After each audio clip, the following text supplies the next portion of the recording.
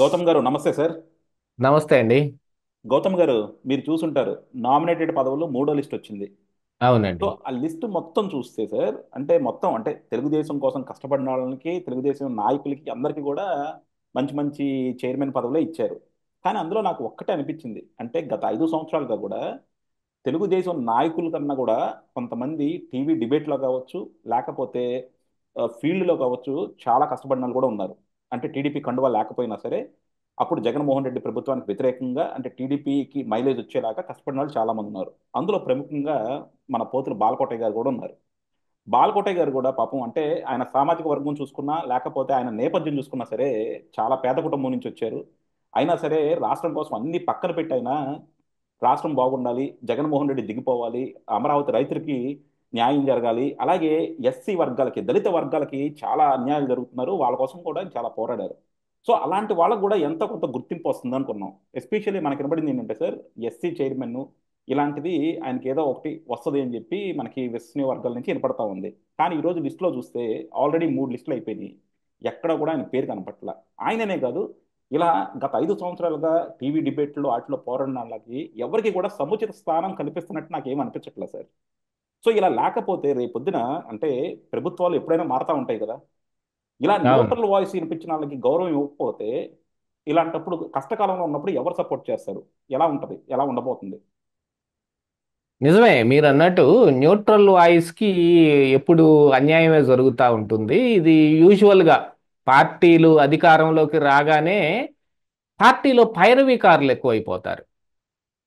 వాళ్ళ పైరవీని గాని, వాళ్ళ దీన్ని మొత్తం ఉపయోగించుకొని ఈ ఉన్న నామినేటెడ్ పోస్టులు వీటన్నిటిని ఎక్కువగా వాళ్ళే తీసుకుంటూ ఉంటారు. పార్టీలు కూడా కొన్ని కొన్ని ఇప్పుడు ఈ ఎస్సీ కార్పొరేషన్ చైర్మన్ దాని గురించి ఏదో మీరు ప్రస్తావించారు కాబట్టి అది ఇవ్వచ్చు. అలాగని ఇప్పుడు ఇచ్చిన వాళ్ళు కూడా తక్కువని ఏం చెప్పడానికి ఏం లేదు కదా. పార్టీలో కూడా వాళ్ళు బాగానే కష్టపడ్డారు. బా పార్టీలో గుర్తింపు ఇవ్వటం కోసం వాళ్ళకి ఆ పదవి ఇచ్చి ఉండొచ్చు. పోని దానికి సరిసాటిగా ఉండేది కొంచెం తక్కువే అనుకోండి, వేరే ఏదైనా కానీ ఏదో ఒకటి అసైన్ చేసి ఉండాల్సింది. ఎందుకంటే అధికారంలోకి వచ్చి ఆల్రెడీ దరిదాపు సంవత్సరం కాబోతోంది. ఇంకా ముందు జరుగుతుంది, ఇంకా ముందు జరుగుతుంది అని అంటే ఇంకా ముందు ఎన్నికలే జరుగుతాయి. ఈ పదవుల పంపకాలు ఇవన్నీ జరుగుతాయో లేదో కూడా తెలియని అంశమే.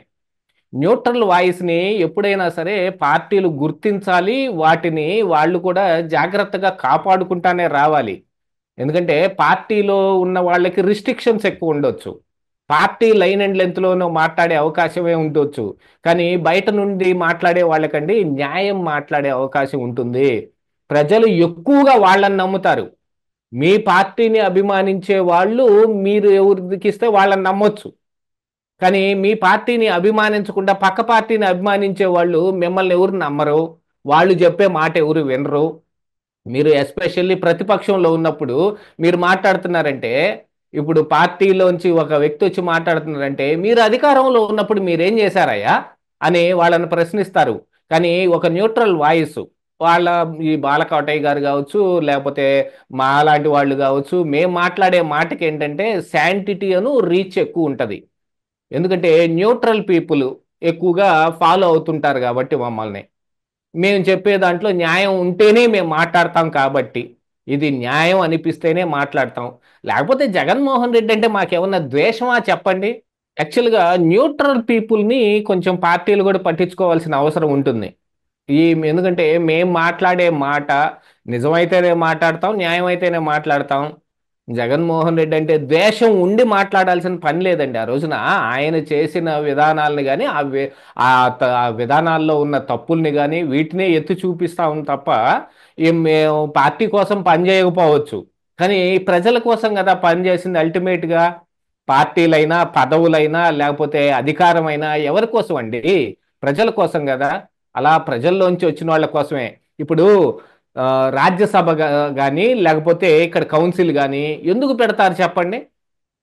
ప్రతి ఒక్కళ్ళు ప్రజాక్షేత్రంలో నిలబడి పోటీ చేసి గెలిచి రాకలేకపోవచ్చు చాలా మంది.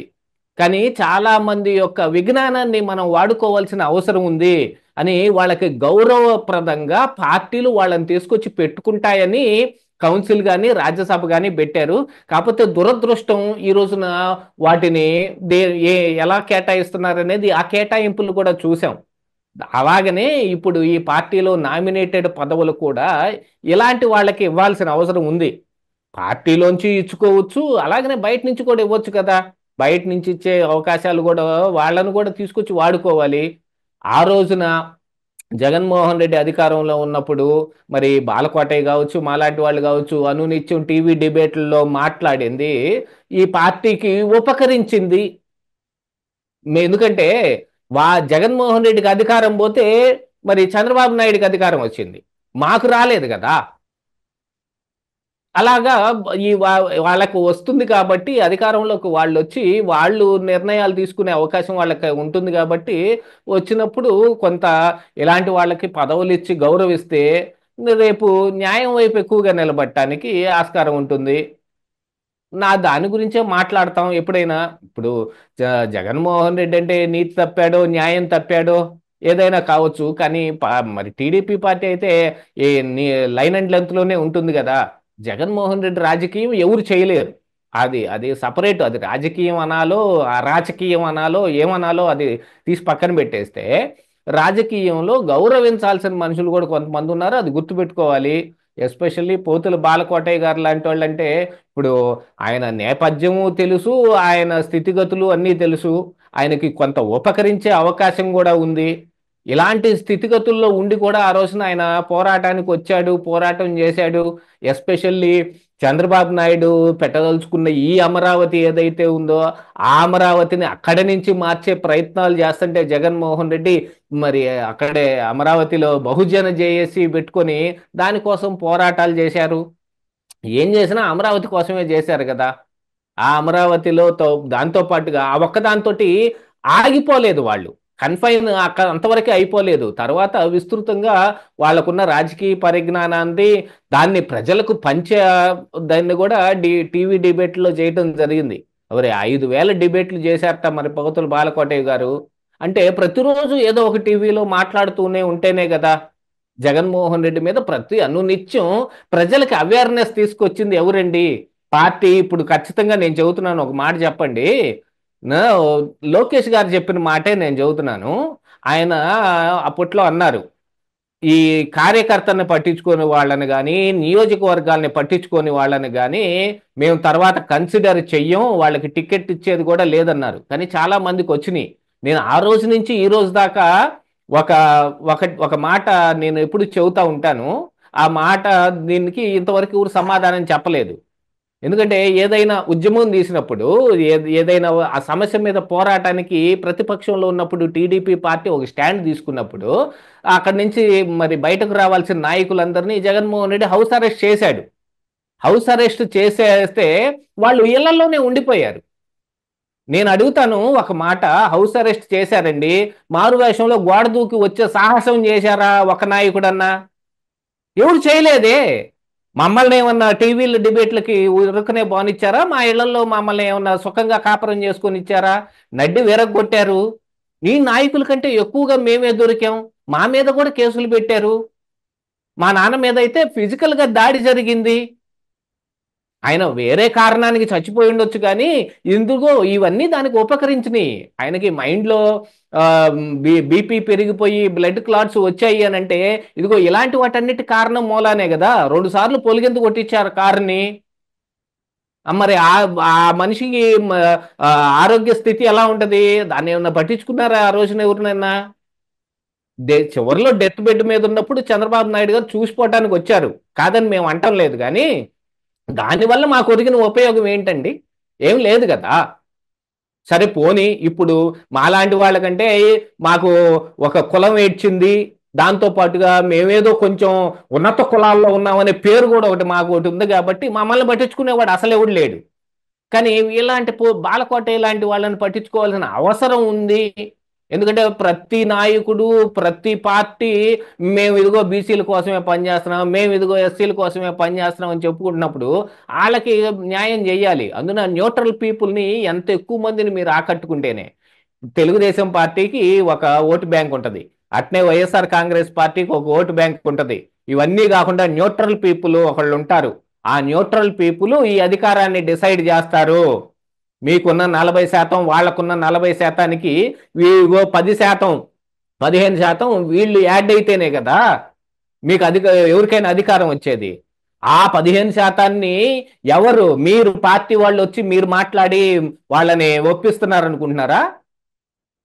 సామాజికవేత్తలుగా ఉన్న వాళ్ళు కానీ, విఘ్నులుగా పేరుపడ్డ వాళ్ళు కానీ, రోజు డిబేట్లో ప్రతి అంశం మీద మాట్లాడే వాళ్ళు కానీ, వాళ్ళు అవేర్నెస్ కల్పిస్తే జరిగింది అది. మరి కనీసం గోడ దూకి బయటకు రాలేని నాయకుడు హౌస్ అరెస్ట్ చేస్తే వాళ్ళకి ఎమ్మెల్యే టికెట్లు వచ్చినాయి. ఎవరో ఎందుకండి, నా నియోజకవర్గం మా పత్తిపాటి పుల్లారావు గురించే నేను చెబుతాను కానివ్వండి. 4.5 సంవత్సరాల పాటు అయిపు అజ్జా లేకుండా పోయాడు చిలకలూరుపేటని వదిలేసి. విడుదల రజ ఇష్టారాజ్యంగా తిరిగింది. ఎక్కడ చెరువులో అక్కడ ఎడ్లపాడు నుంచి బొప్పుడు దాకా ఒక బైపాస్ వేస్తుంటే ఆ బైపాస్ కు బోల్డ్ అంత గ్రావెల్ అవసరమైనప్పుడు మా ఊర్లో 15,000 మంది ఉన్న ఆ ఊర్లోకి ఉన్న మంచినీటి చెరువుని నెట్ట నిలువునే ఎండగట్టేసి అందులో పూడిక తీస్తున్నాం అని పేరు చెప్పి గ్రావెల్ తవ్వుకొని ఆ రోడ్డు కాంట్రాక్టర్లకు అమ్ముకున్నారండి. ఆ రోజు ఏంటి, కనీసం ప్రతిపక్ష నాయకుడు ఇక్కడ ఒక ఆయన ఉండాలి కదా, ఆయన వచ్చి మాట్లాడదా అని ఒక వీడియో పెడితే తిరిగి మా మీద ట్రోలింగ్ చేశారు ఇదే టీడీపీ కార్యకర్తలు. అయినా కూడా మేము పట్టించుకోకుండా మరి జగన్మోహన్ రెడ్డి చేసే తప్పుడు విధానాలను ఎందుకు చెప్పాల్సి వచ్చింది? ఆ రోజున మేము కూడా వదిలేసి ఉండొచ్చు కదా. అంటే ఏ విషయాన్ని అయినా కూడా ఒక పోరాటాన్ని చివరిదాకా చెయ్యాలి. ఆ చేసిన తర్వాత వాళ్ళని అలా కాపాడుకోవడానికి న్యూట్రల్ పీపుల్ని కూడా మీరు గుర్తుపెట్టుకుని వాళ్ళకు కూడా ఇవ్వాల్సిన అవసరం ఉంది. బహుజన్ జేఏసీ తోటి ఆయన అమరావతిలో పోరాడా, టీవీ డిబేట్లో మాట్లాడి అనునిత్యం మరి ప్రజలకు ఈయన చేసే దురాఘాతాలను మొత్తం ఎత్తి చెప్పడానికి ప్రయత్నం చేశాడా? ఈయన మీద ఈయనింటికి కూడా పోలీసులు వెళ్ళారు, మా ఇంటికి పోలీసులు వచ్చారు. రాంది ఎవరింటికి చెప్పండి? చంద్రబాబు నాయుడు గారి ఇంటికి వెళ్ళినట్టుగానే పోలీసులు మా ఇంటికి కూడా వచ్చారండి. ఆయనకు అధికారం వచ్చింది, మేము ఇంట్లో ఊరకనే ఉత్తిస్తారు మంచినీళ్ళలాగా కూర్చొని ఉన్నాం. ఏమైంది మాకు? ఏం జరగలేదు కదా. పోనీ కనీసం బాలకోట ఇలాంటి వాళ్ళకన్నా ఏదన్నా జరిగితే బాగుండు అనే ఒక ఉద్దేశమే తప్ప ఇవ్వమని చెప్పడానికి కూడా మనం ఎవరు చెప్పండి. అధికారం వాళ్ళకు వచ్చింది, ఇక రాజు కూడా తలుచుకుంటే కొరడా దెబ్బలకేం కొదవా. రాజుగారి పిల్లాన్ని ఎత్తుకున్నా తప్పే, దింపినా తప్పే అన్నట్టు ఇప్పుడేమో ఏదన్నా మనం మంచి చెప్పాలన్నా కూడా తప్పై కూర్చుంటుంది. ఎన్నిసార్లు నేను నేను ట్రోలింగ్ గురయ్యాను చెప్పండి. చివరికి నా తల్లిని కూడా అవమానించారు. నువ్వు అసలు కొండబద్దకు సుబ్బారావుకి పుట్టావా అని ఒక పుట్టుకుని గురించి మాట్లాడిన దాకా ఎవరు వచ్చారండి? ఇదే టీడీపీ కార్యకర్తలు కాదా? అయినా మేము ఎందుకు మాట్లాడుతున్నాం? వాళ్ళకి అవగాహన ఉండో లేకో మాట్లాడతారులే అని. మరి వాళ్ళకి అవగాహన లేకపోయా, పైన ఉన్న నాయకులకి అవగాహన లేకపోయా, ఇప్పుడు ఈ మాట మాట్లాడినందుకు పైపెచ్చు మరొక విద్వేషం. ఏ మాట మాట్లాడటానికి లేకుండా పోతే కత్తి మీద సాములాగా అయిపోతే ఎలాగండి అధికారం అనేది? ఈ అధికారంలో ఉన్న వాళ్ళని విమర్శించాలి, వాళ్ళు చేసే తప్పుల్ని ఎత్తి చూపించాలి అని అంటే కంటకంగా తయారైపోతే ఎలాగా? విమర్శను కూడా ఆహ్వానించటం నేర్చుకోవాల్సిన అవసరం ఉంది. అలాగనే ఎవరెవరు ఉపయోగపడతారో వాళ్ళందరినీ ఖచ్చితంగా ఉపయోగపెట్టుకోవాలి. ఎవరి కోసం? రాష్ట్రం కోసమే ఉపయోగపెట్టుకోవాలి. ఆయనకి ఇస్తే తప్పేం లేదు, ఇవ్వాలి, ఇస్తే బాగుంటుంది. కాదు పార్టీలో మాకు ఇది ఉంది, మేము పార్టీలోనే ఇచ్చుకుంటాం అనుకున్నారనుకోండి, అది మీ ఇష్టం. అరిచి అరిచి గొంతు ఎండిపోయిన తర్వాత ఎవరైనా మోగబోతారు కదా, అలా మోగబోతే పోతే పోనీలే కొత్త వాళ్ళు వస్తారని పార్టీలు అనుకుంటాయి, కాదని మేము అనం. కానీ పార్టీలకు కొత్త వాళ్ళు రావచ్చేమో, కొత్తగా యాంగ్జైటీ తోటి వచ్చే వాళ్ళు ఉండొచ్చేమో. కానీ మీ మీ దగ్గర ఉన్న ఇదేమిటి, అదొకసారి మీరు తరచు చూసుకుంటే మంచిదనేది నా ఉద్దేశం. యా, డెఫినెట్గా సార్, చూద్దాం. అంటే న్యూట్రల్ వాయిస్ని మాత్రం ఎస్పెషల్లీ గౌరవించాలి. ఎందుకంటే ఎక్కువ ప్రజల్లోకి వెళ్ళేది అదే అనమాట. సో బలంగా ప్రజల్లోకి అదే వెళ్తుంది కాబట్టి, సో వాళ్ళు ఎవరైతే పోరాడారో వాళ్ళని గౌరవించాలి. అలాగే బాలకోట గారికి కూడా ఏదో ఇప్పుడు కాకపోతే తర్వాత అయినా సరే వాళ్ళు గుర్తిస్తారు, గౌరవిస్తారని ఆశిద్దామండి. Thank you sir, thank you.